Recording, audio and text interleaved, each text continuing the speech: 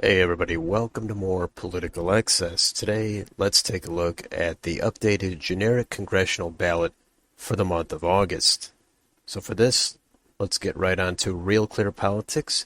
And in the aggregate, we can see Republicans have a 0.1% lead.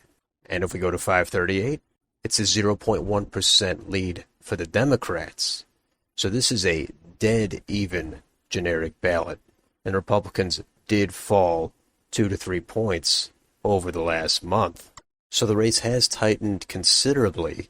Both of them are still under 45%. That's going to change over the next 3 months. Pollsters will switch over to likely voter models. The general public will start to actually pay attention, usually after Labor Day. There's a good chunk of people that don't follow politics until the very end. And then there's the independents and the undecideds. They could break really late either way. It all depends how the mood is, what the issues are, really in October and potentially even early November. But right now, this does not bode well for the GOP. Democrats are going to feel energized with Biden's approval ratings very low and the abortion decision. That's giving them a little bit of momentum. Some more legislation could be passed. Democrats are thinking that could be enough to save them in the midterms. There are also plenty of issues that are favorable for the Republicans, but there's really no way to predict how this will go. For some comparison, we could go back to 2020.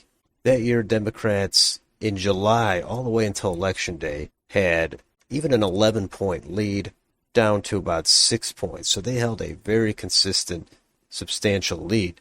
But the final result was Democrats won by only 3.1%. Those polls overestimated Democrats by 3.7. So that is a significant error. It has happened the other way around on occasion. But let's also go back to 2014. That year, throughout the summer, even into September, the Democrats had about a 1-point lead. It wasn't until mid-September the Republicans dramatically shot up and didn't let go. And they went on to win with 5.7%, overperforming the aggregate by 3.3. So my advice is to pay no attention to anyone that says they know what is going to happen. It could happen. It could go the other way. This could be a unique year where something unprecedented happens. It's possible.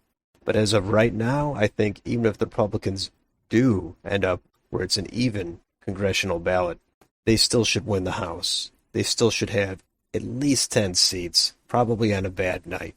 But at this point now, they might not even crack 20 seats. That's if the election were held right now with this even ballot.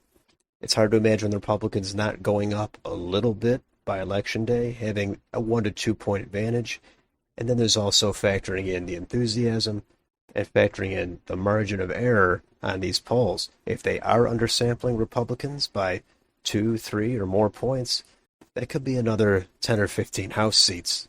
But having said all that, I would still think Republicans right now would win at least about 15 seats.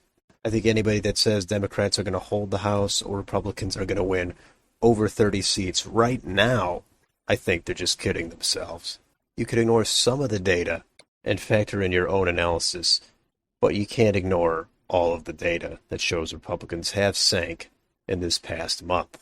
So anyway, that's an updated look at the generic congressional ballot. Let me know down below in the comments. What do you think is going to happen in the House? How many seats do you think the Republicans will pick up? Or do you think the Republicans actually would end up losing seats? Let me know either way. And if you enjoyed this channel, please like, share, and subscribe. Thanks for watching, and I'll see you next time.